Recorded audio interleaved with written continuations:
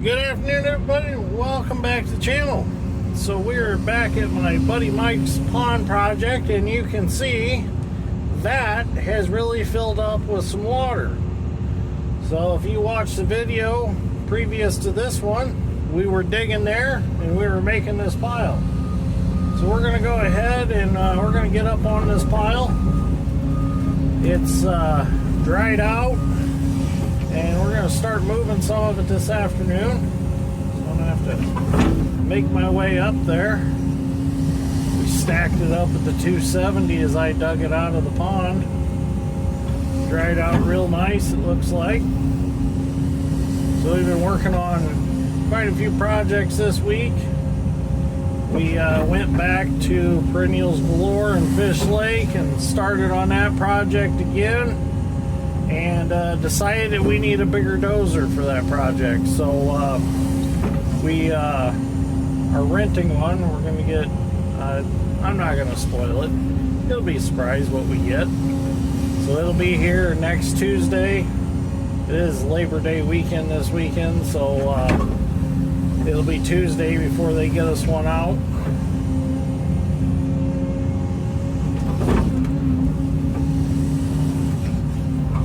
I don't want to knock this down too much, but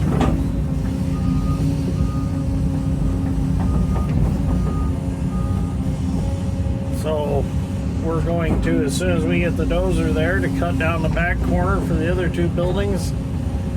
We'll get back on that.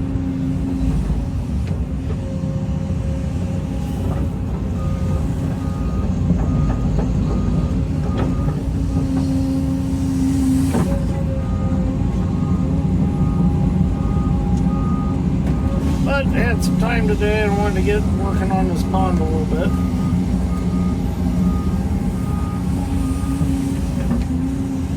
Here we'll haul some dirt.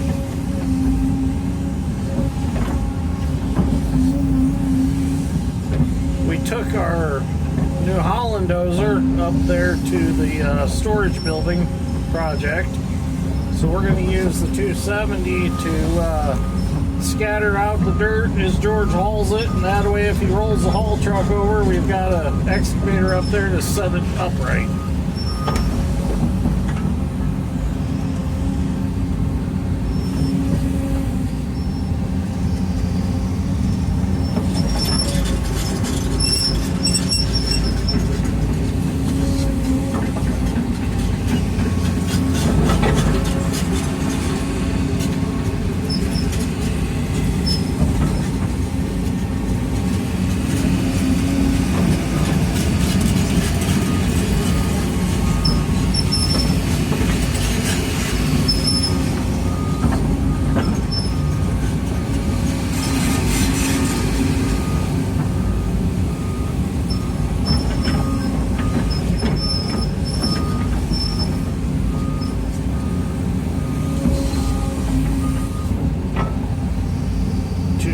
Needs a couple rollers.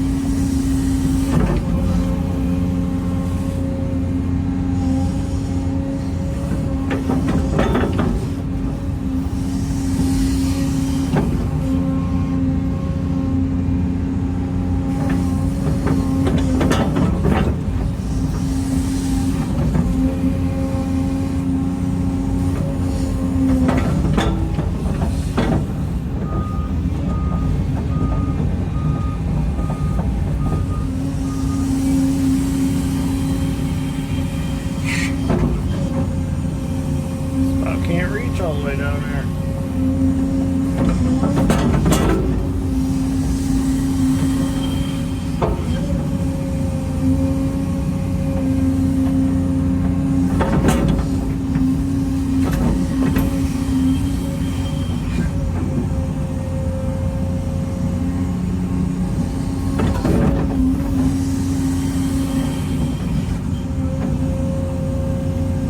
Starter on the haul truck must be getting George Fitz over there.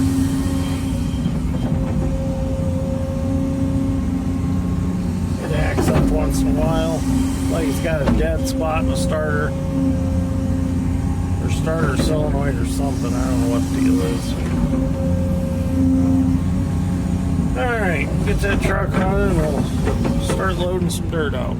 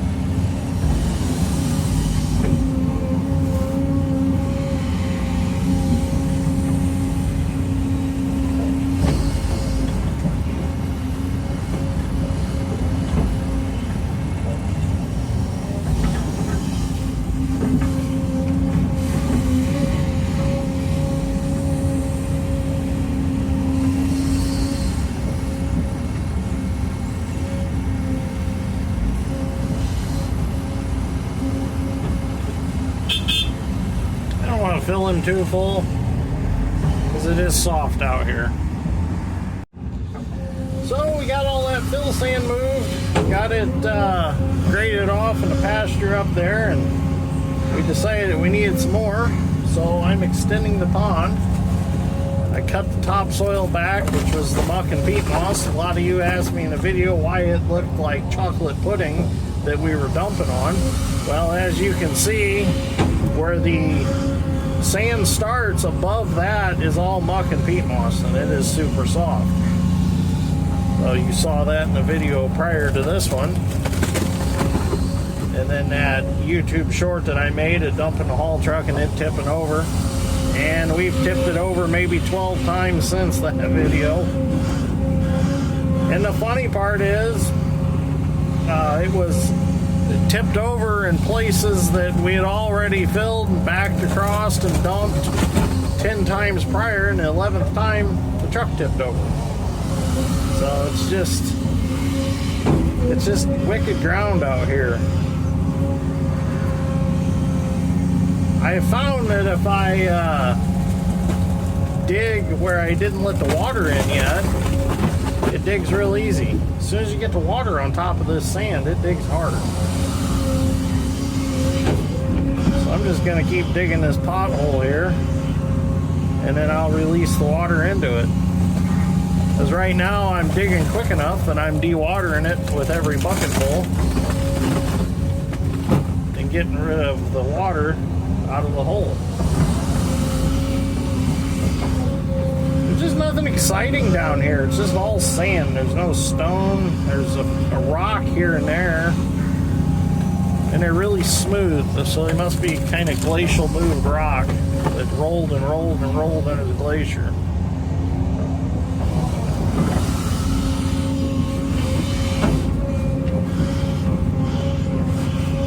Well, I finished up third cutting of hay last night. So hay is done for the season once we get it baled. and it was a successful season. I'm very happy with the amount of hay that I got sold and the amount of hay that I've got for the cows over the winter. In fact, I got some round bales I can still sell yet. Wasn't going to sell those until I knew that the 9.5 acres that I picked up was going to produce enough to round bale off of, and I got a good amount off of that, so I got a few that I can sell, and my buddy Mike here has already spoke for those, so got those pre-sold. I'm happy with that. We're going to increase hay acres here in a couple of days. We're going to plant my grandma's, so hay is doing pretty good. I know I talked about that last fall. I wanted to diversify and do a little more of the hay, and so far it's working out.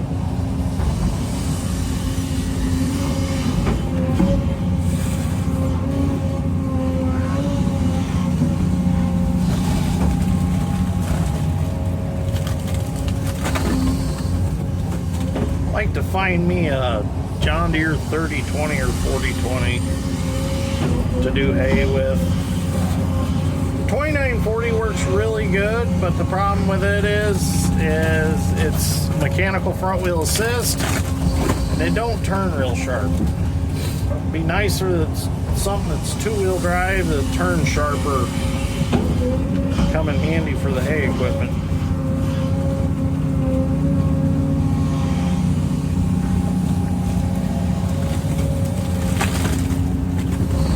Looks like we're going to be cutting beans here pretty quick.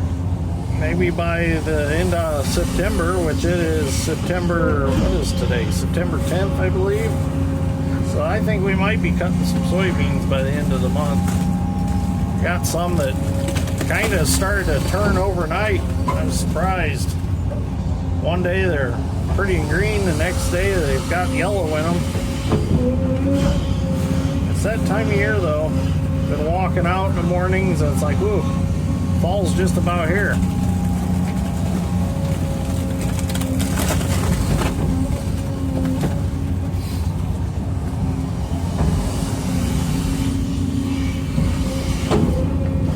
Gotta get the 50-20 finished up. I started on it, started to do the engine swap on it, and had to take a break from that to work on the grain drill that I'm going to be using to plant hay with. But a few more things on the 50-20 and I'll actually be able to split it. So that's coming along nicely in the shop. Want to get it engine swapped so I can go to a plow day in October that we were invited to.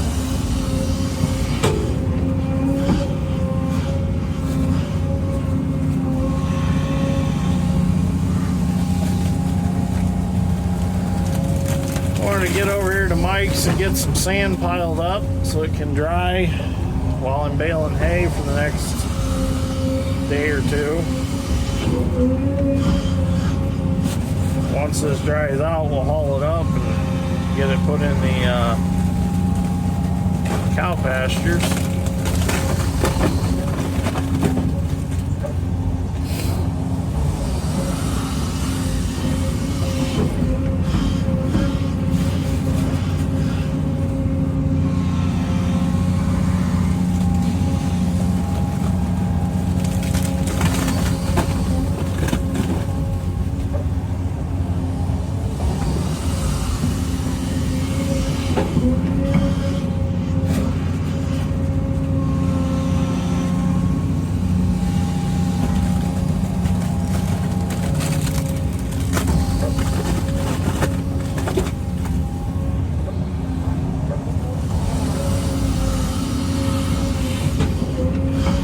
Amazing the difference when the water's not on the dirt or sand.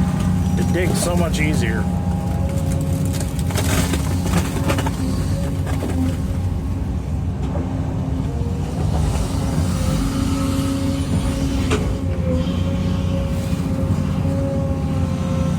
If this had water in it right now, I'd be digging twice as hard.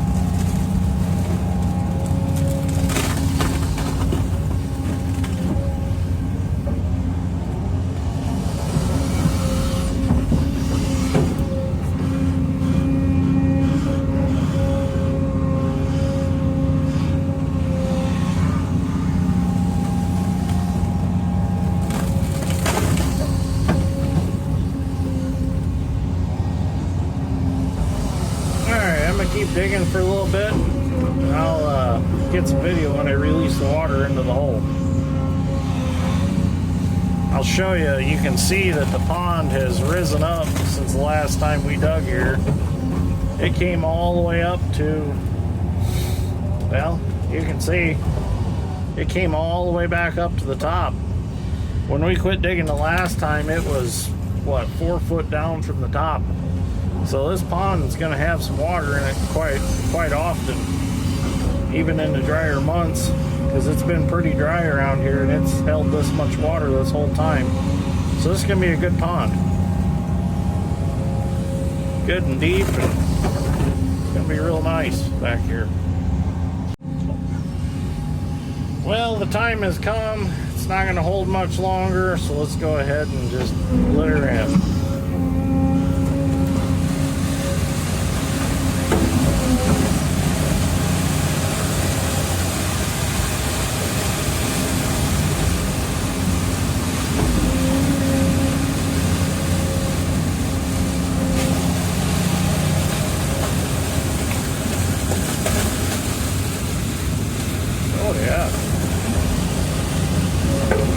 I'd like to be in a kayak in that right now. That'd be fun. That's a lot of water moving. A lot of water.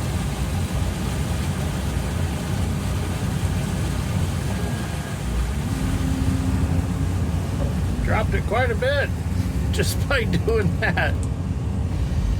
Yeah. That's always fun to watch. Alright, now I can keep digging. We increased the size of the pond quite a bit by doing that. I'd like to know how many gallons that was. Quite a few. Well, we got back from lunch and I told George, I said I need to make some phone calls if you want to get in the 220 and do some digging. So we got us another good sized pile going on here. Got us a good sized hole in the pond.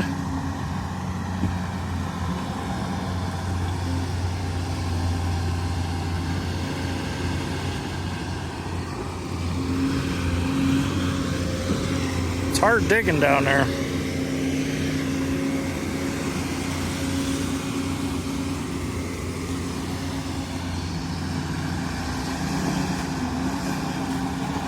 What we do is we fill that area in right there, and then we'll get up there and we'll throw it up. The 270 decided it wasn't going to start this morning. The starter, we've had to tap on it the last couple times we've run it. And finally it said that's enough. It's got a dead spot in the starter, so we took it to a local starter and generator and alternator shop, and he's going to order us a new one for it.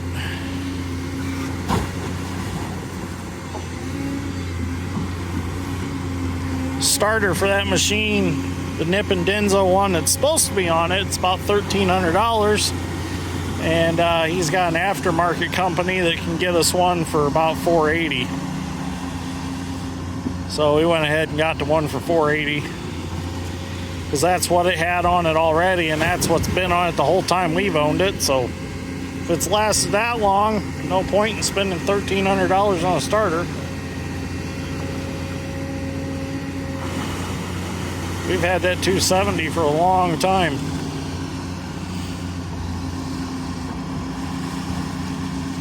Some heavy, wet sand.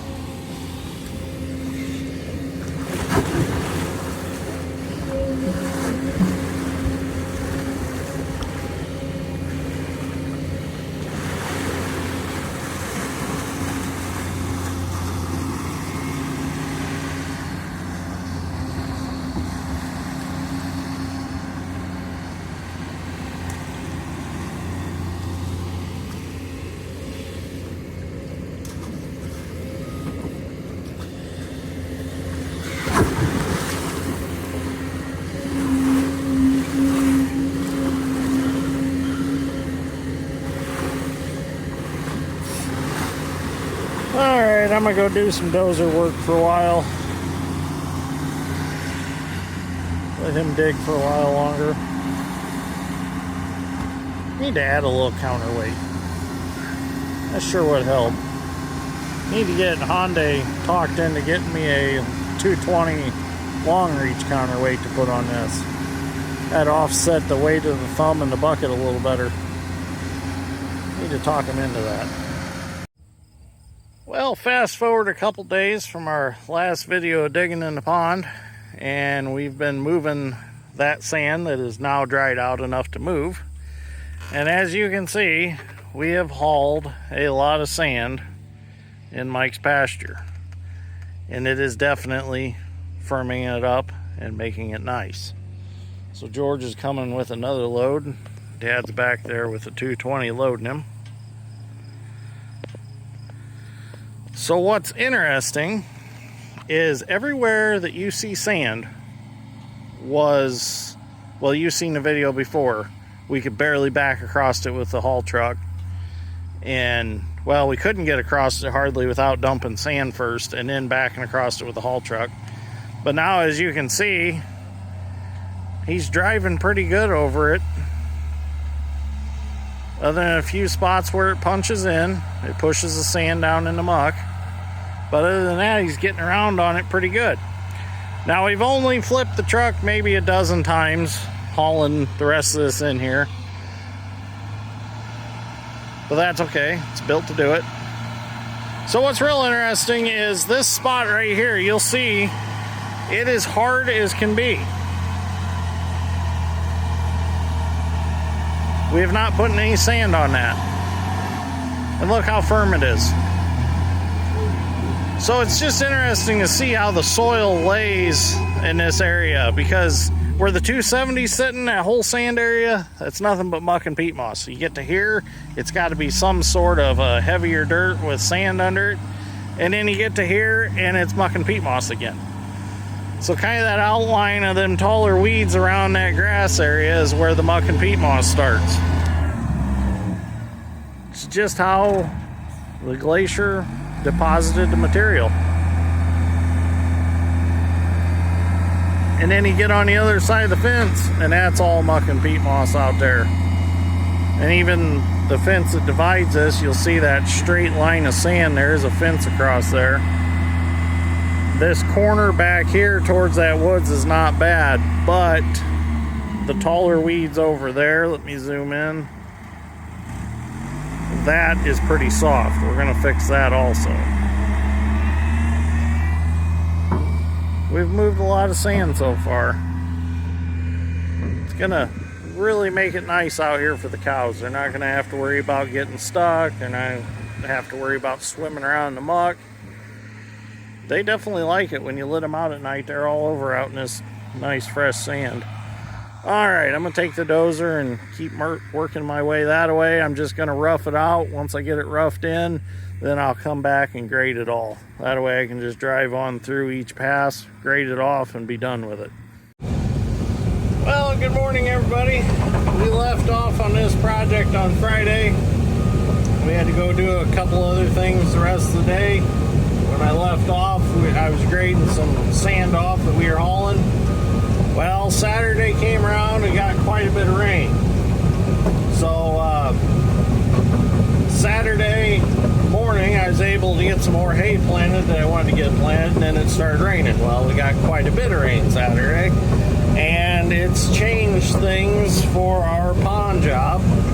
There will be no hauling today, which it is Monday. There's going to be no hauling because all of our paths, haul roads, whatever you want to call them, are wet. You can see our level came back up in the pond. We had dug this out Friday right here and was hauling this dry dirt because we had run out of dry dirt in our pile.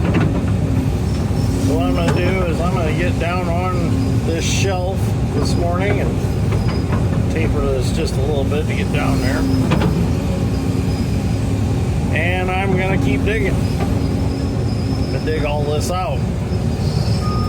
So we need to get this pond project done because our friends Ricky, Kevin, and Bobby have a project they want us to help them with. And it's going to be a pretty cool project, so I want to get this done and out of the way so we can go help them with that. And I will be taking you all along on that project also. It's going to be a fun one. We've got to get some rollers on that 270.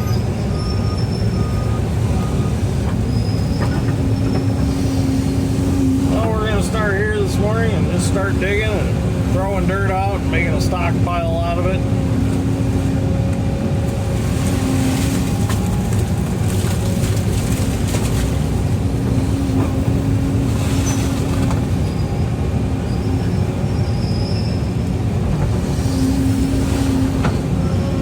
When everything dries back out, we'll come back and we'll continue to haul.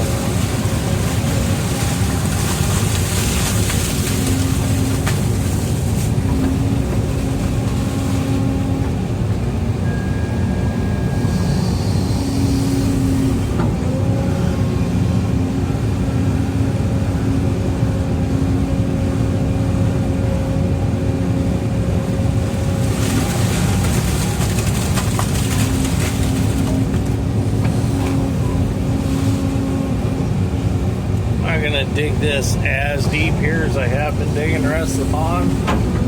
That way the pond has a shallow side and a deep side.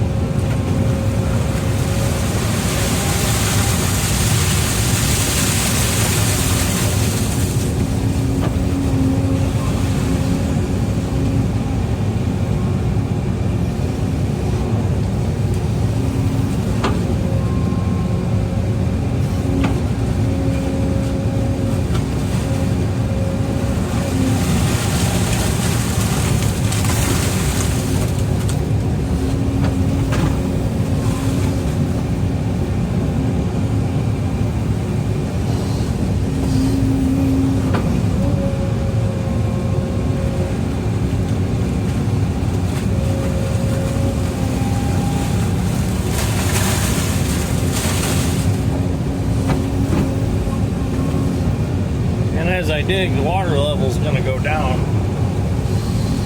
I won't be setting in water the whole time, which I'm not really setting that much water anyways.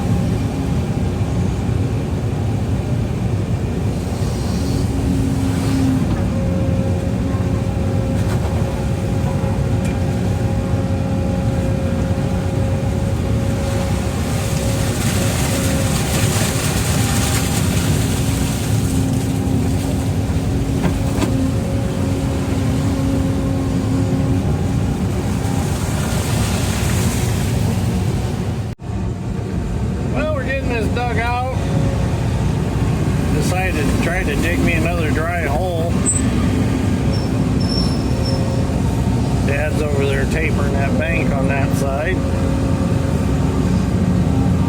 George is grabbing dirt from me and throwing it up high, getting it piled up so it'll dry out.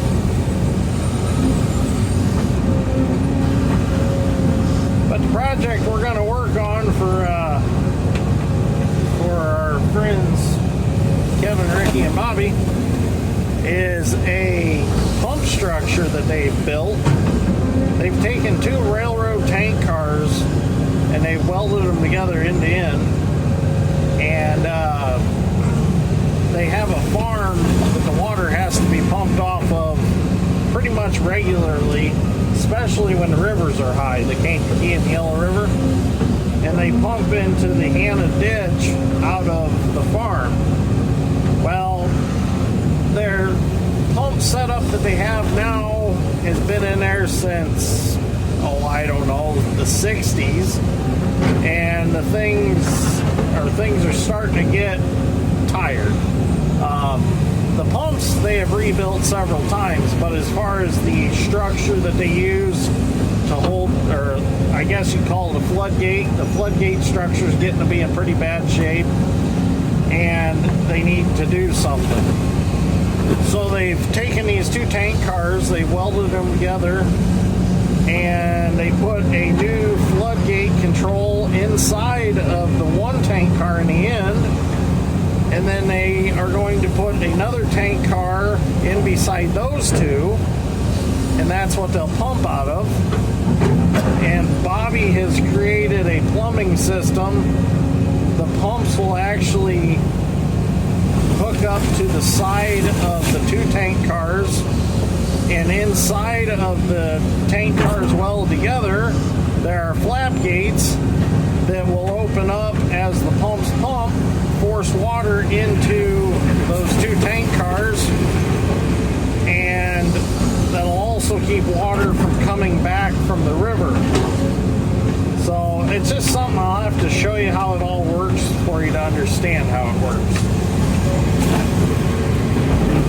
Now when I talk about pumps, these are not small pumps. These are very large pumps that move a lot of water. And the idea of having the two tank cars put together is that the water will be pumped inside of those, and it'll be allowed to calm down before it comes flowing out, so it's not washing out the ditch bank on the other side. I'll explain more when we actually do the project. It's going to be a video to watch for because it's going to be pretty cool. It's kind of a massive undertaking, really. And it's going to be interesting getting the structures put in because they are heavy and they are big and awkward. The initial plan was to cap both ends of the double tank cars that are welded together, and we were going to try to float it into position where it needs to go and then sink it. But I think we've come up with another plan, and we might go with that one. We'll see. It's going to be some trial and error. I believe if I remember right, Bobby said the two tank cars welded together weighs about 98,000 pounds is what he kind of figured. By the time he put all the flap gates in, the flood control gate, it weighs about 98. So that's a big chunk of iron to get in position. The tough part is going to be putting the tank car in that's actually the sump that they're going to pump out of, because it's got to be in deeper next to the other one. So it's going to be a project.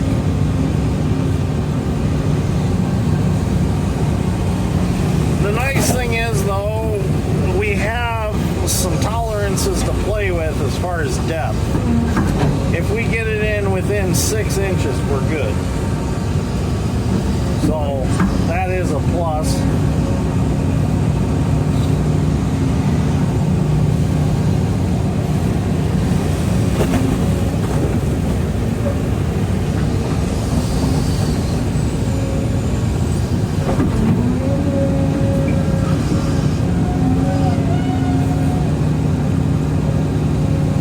Uh-oh, here comes the water. I thought it was.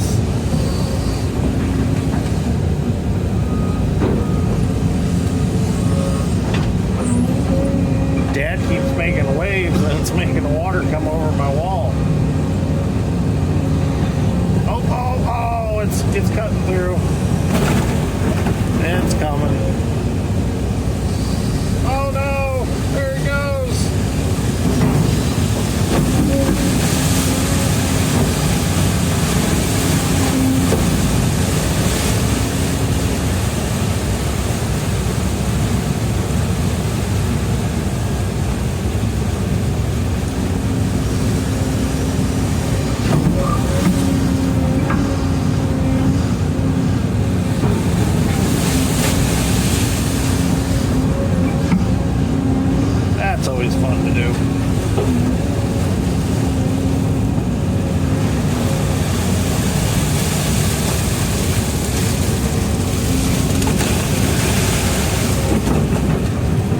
gave us some drier dirt to work with for a little bit.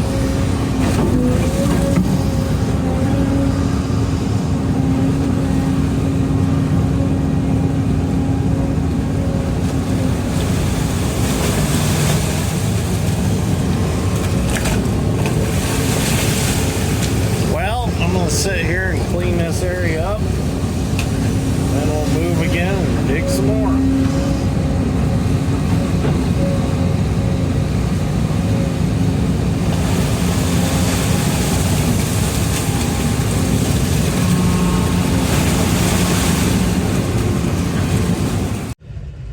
Well, digging that out really increased the size of the pond. Got a lot more square footage of water now. And we got a lot more fill dirt to work with. So I got this pile over here. And we've got this pile here that we're gonna have to get hauled out. And I've dug to the point where I can't dig anymore because of all this dirt in the way. So we're gonna end this episode right here.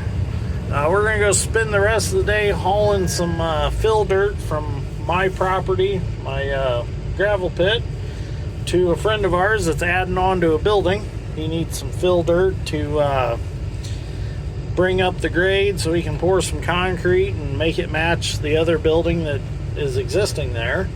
So I'm going to use the 690B John Deere excavator to load the dump truck there at my place, and we're going to spend the rest of the day hauling to him. And then we're going to let this sit for a while. We're going to let it dry so that when we come back we can haul it trouble-free and get it graded out. So we'll leave it set for 3 or 4 days, just let it dewater. Makes it a lot easier. And after we get all this hauled out, we'll taper all this bank out real nice, and we'll taper all the way around the pond. So once we get this dirt moved, I can get back down in here. And another reason I want to stop here is because I want the water level to come back up, and I want to see where it's going to stay, because Mike wants to put a nice pier in here, and I don't want to get it too deep, so that way he doesn't have trouble putting his pier in. So by letting that water level come up, we'll be able to determine how deep we should go and where it's going to maintain water level, so he can easily put his pier in and out. So I'll just dig a nice shelf basically for his pier to sit on. Alright, well, thank you for watching. I greatly appreciate it. We'll see you all in the next one. So there will be a part 3 to this pond. This will be part 2, and there will be part 3. So part 1's already up. So if you haven't watched that one, go check that one out. If you enjoyed this video, give me a like and subscribe. I'd really appreciate that. And I should touch on something that I haven't touched on in a while in a video. I do read all the comments. I just don't have time to reply to some of them. I try to reply to as many as I possibly can. So sometimes it might be 2 or 3 weeks after you make your comment, I'll finally get back to you. I just have a lot going on. So do know that I do read the comments, and I do appreciate all the comments. So I bear with me, and sometime eventually I will get back to you. If it's a question that needs answered right away, I try to answer those right away. But if it's just kind of, casual talk, I sometimes skim over them. I do read them. I do try to like them. But eventually I will reply to them. So thank you. Appreciate it. Bear with me. So, all right. Have a good evening. We'll see you all in the next one.